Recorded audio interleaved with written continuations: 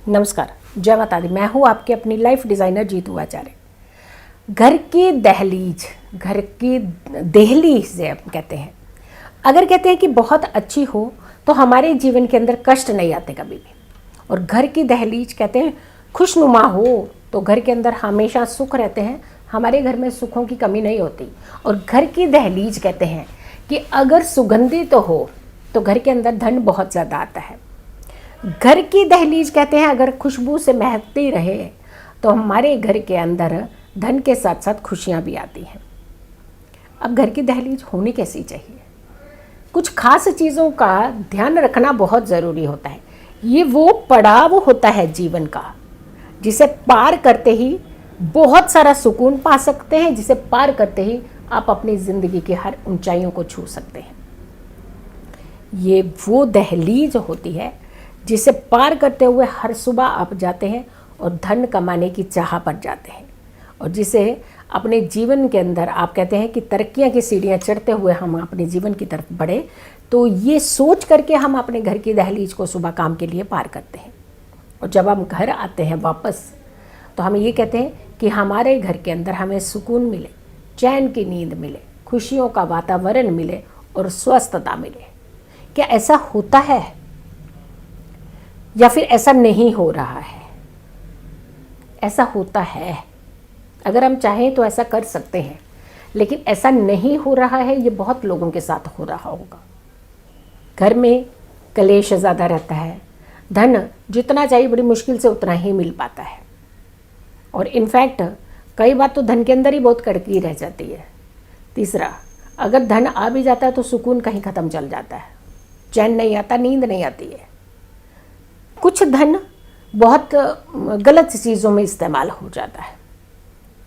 तो ऐसा क्या करना चाहिए घर की दहलीज पर जिससे हमारे घर का वातावरण जो है वो बहुत ही खूबसूरत रहे, शांत रहे, और जब हम उस दहलीज को पार करके बाहर जाएं, काम के लिए जाएं, वो काम हमारे ज़रूर बने और इनफैक्ट उन काम में हमें तरक्की मिलना जो है वो शुरू हो जाए। तो तरक्की मिलने का सबसे पहला काम कर देते हैं, घर की दहलीज पर आपने एक ध्यान रखना है कि दोनों तरफ स्वास्तिक ज़रूर बनाने हैं। आपकी दहलीज खाली नहीं होनी चाहिए, ये ध्यान रखिएगा। लेकिन हम इस तरफ ध्यान नहीं देते। हम कई बार क्या सोचते हैं, अरे स्वास्तिक बनाएंगे तो हमारी डेकोरेशन जो है ना वो थोड़ी सी कम हो जाती है, अच्छा नहीं लगता है। कोई सोचेंगे कि कितने वो हैं, ये रिजिड टाइप के लोग हैं, ऐसे करते हैं। लेकिन आपको पता है कि आप अपने घर की दहलीज को दूसरों के सुकून के लिए बनाते हैं या अपने लिए? पहले एक डिसाइड कीजिएगा, आप ये शांति दूसरों को देना चाहते हैं या स्वयं को? आप दूसरों को बोलने दीजिए जैसे जो बोलना है, लेकिन आप अपने घर के मुख्य द्वार पर जब आप बाहर से घर की तरफ जाएं, दोनों तरफ स्वास्तिक ज़रूर बना हुआ होना चाहिए। यानी कोई भी आपके घर में आए तो उनकी पहली निगाह और पहली नज़र आपके स्वास्तिक के ऊपर जानी चाहिए, और बहुत खूबसूरती से बनाइएगा उसे। फूलों के स्वास्तिक भी बना सकते हैं, यानी आप पूरा चिपका करके फ्लावर्स उसका स्वास्तिक नहीं, हर दिन भी बना सकते हैं, बहुत सारे लोग बनाते हैं। आप लाल रंग के सिंदूर का स्वास्तिक भी बना सकते हैं। आप हल्दी और केसर का स्वास्तिक भी बना सकते हैं।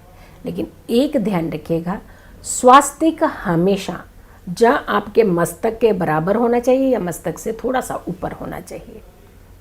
उसे कभी भी आपकी नाभि के नीचे की तरफ नहीं बनाना है। कुछ लोग कहते हैं कि हमारी फॉर्मेलिटी पूरी होगी, हमने बना दिया स्वास्तिक, बना दिया, किसी को दिखा भी नहीं, स्वास्तिक भी बना दिया। ऐसा मत कीजिएगा। कुछ चीज़ें हमें रियलाइज़ कराती हैं बार बार, और ये बार बार रियलाइज़ कराएंगे अगर आप नाभि के नीचे बनाया हो कि आपने गलत किया हुआ है। हमेशा स्वास्तिक का एक लेवल ऊपर है, बस उस लेवल पे उन्हें रखिएगा। दूसरा, अपने स्वास्तिक अपने दहलीज, घर की दहलीज हमेशा आपकी फ्रेगरेंस से भरी होनी चाहिए, खुशबू। यानी कुछ लोगों के घर में आप जाते हैं ना तो एक स्मेल सी चढ़ती है, आपको अजीब किस्म का स्मेल आता होगा आपने। चाहे ठीक है, हर घर का एक अलग ही वो खुशबू होती है, लेकिन आपको एकदम से नाक में चढ़ती है कि ओह कहाँ आ गए। होता है कई बार ऐसा। लेकिन कहीं आप जाते हो तो आप कहते हो कितना अच्छा लग रहा है, करते हैं ना हम, कई बार हम खुद ही ऐसे हम रियलाइज़ कर लेते हैं एकदम से। लेकिन अगर आप बहुत सूदिंग खुशबू वाला, आपका जो दहलीज है उसके आसपास आपको सूदिंग खुशबू आएगी, उस घर का वातावरण बहुत शुभ होगा, उस घर के अंदर खुशियाँ हमेशा बनी रहेंगी, उस घर में धन की कमी नहीं होती, उस घर में लोग बीमार ज़्यादा नहीं पड़ते हैं। घर की दहलीज के आसपास हमेशा खुशबूदार कुछ चीज़ें रखनी चाहिए। कपूर भी रख सकते हैं आप उनमें से, या फिर आप स्प्रे भी कर सकते हैं। घर की दहलीज को रोज़ सुबह स्प्रे कर दीजिएगा, या फिर आप घर की दहलीज में फ्रेश फ्लावर्स भी रख सकते हैं। इन चीज़ों का इस्तेमाल करके आप अपने घर की दहलीज को खूबसूरत बनाने के साथ साथ बहुत कहते हैं वाइब्रेंट भी बनाइएगा। इससे आपके घर का वातावरण तो शुद्ध होगा ही होगा, आपके घर में धन की कमी नहीं होगी। हर कोई व्यक्ति जो भी आपके घर में आएगा ऐसे लगेगा कि मन प्रसन्न हो गया, मन नहीं है वापस जाने का। ऐसा नहीं है कि हम अतिथि देवो भव कर करके सारे अतिथि अपने घर में घुसा लेंगे, तो ऐसा नहीं है कि आपके घर में अतिथि आकर के बैठे रहेंगे, जाएंगे नहीं। बट उन्हें जितनी देर भी वो आपके घर में रहेंगे, उन्हें एक बहुत ही पॉजिटिव और वाइब्रेंट एक एटमॉस्फेयर मिलेगा, आपके घर का बहुत सूदिंग एटमॉस्फेयर हमें मिलेगा। तो आपने अपने घर के दहलीज को खूबसूरत के साथ साथ आपने फ्रेग्रेंस मतलब खुशबूदार भी रखना है। एक और ऐसा उपाय होता है, कहते हैं कि हमारे घर में किसी चीज़ की कमी ना हो, अन्न और धन दोनों चीज़ों की कमी नहीं होनी चाहिए, और साथ के साथ नज़र नहीं लगनी चाहिए। हमेशा ज़्यादातर हमने देखा कुछ ऐसी चीज़ टांग देंगे जो बहुत डरावनी सी होगी, कि जो बाहर से आएगा पर्सन कि नज़र नहीं लगेगी। आपने देखा होगा कि अपने घर के ना जूता टांग देते हैं, वो बहुत सारे लोगों को आपने देखा होगा कि जूता टांग दो जी, इसको ना नज़र नहीं लगेगी। भैया आप क्या कर रहे हैं, अपने घर को नज़र ना लगे उसके लिए एक ऐसी नेगेटिव चीज़ आप टांग रहे हैं अपने घर के अंदर। ऐसा नहीं करना चाहिए। बहुत प्यारा होता है घर, सपनों का घर होता है, घर एक मंदिर भी बोलते हैं उसे। तो क्या आप जूता टांग सकते हैं? नहीं टांग सकते हैं ना। तो ऐसी चीज़ें नहीं टांगनी चाहिए कि जो दूसरों को ऐसे डरा रही हूँ, वो अच्छा ये ऐसे करेंगे ना तो कभी हमारे घर को नज़र नहीं लगेगी। घर की नज़र नहीं लगेगी, ऐसे लोग बहुत अग्रेसिव होते हैं, खुद इतना लड़ते हैं, झगड़ते हैं, उनके घर के अंदर शांति नहीं होती है, वो इरिटेट रहते हैं, हमेशा किसी ना किसी कारण से परेशान रहते हैं।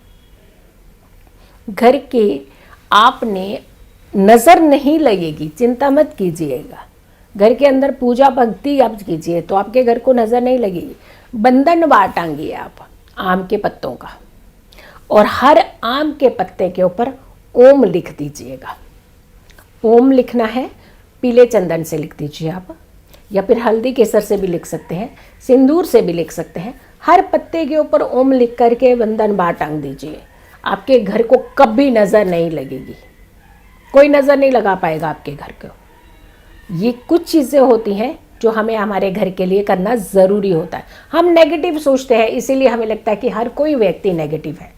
जैसा हम सोचते हैं ऐसा लगता है कि हर कोई व्यक्ति वैसा ही है। तो हमें ही सोच अपनी बदलने की ज़रूरत है। जब हम स्वयं अपनी सोच बदलेंगे तो सामने वाले का नज़रिया भी हमारे प्रति बदल सकता है। तो ध्यान रखिएगा, ना नेगेटिव चीज़ें आपने करनी है, ना ऐसी कुछ चीज़ें आपने अपने घर के अंदर टांगनी है, ना करनी है। और एक उपाय हम कहते हैं, नज़र उतर जाए हमारे घर की, बाकी देखेगा, बाकी गया सब भाड़ में, ऐसे बोलते हैं ना। क्यों? नींबू मिर्ची टांग देते हैं लेकिन फेंक देते हैं दूसरे के पैरों में आ जाए। ये कौन सा टोटका किसने बताया कि आपको पैरों के बीच में किसी के आ जाएगी तो आपके घर को नज़र नहीं लगेगी, आपके घर की एनर्जी जो है वो बाहर निकल जाएगी? कहीं ऐसा नहीं होता है। अगर आपने टांगना है टांगिए आप, नींबू मिर्च टांगना कोई बुरी बात नहीं है, लेकिन उसे फेंकना जो है वो बहुत गलत है, जो आप सड़कों के ऊपर फेंक देते हैं। इतना बुरा प्रभाव उसको नहीं पड़ेगा जिसके पैरों के नीचे आएगा, उससे कई गुना ज़्यादा बुरा प्रभाव आपके ऊपर पड़ेगा जिन्होंने ये फेंका है दूसरों के चरणों में। एक ऐसी एनर्जी आपने उतारी और दूसरों के पैरों के नीचे डाल दी। उसे किसी सुरक्षित पेड़ पौधे की जड़ में रखिएगा, खुले मैदान में जा कर के रख दीजिए। तो आपके घर की एनर्जी पॉजिटिव होगी, ना कि नेगेटिव। अदरवाइज नेगेटिव होगी आपकी एनर्जी। तभी कहते हैं बहुत सारे लोग हम करते तो बहुत कुछ है लेकिन उसका फ़र्क नहीं पड़ता।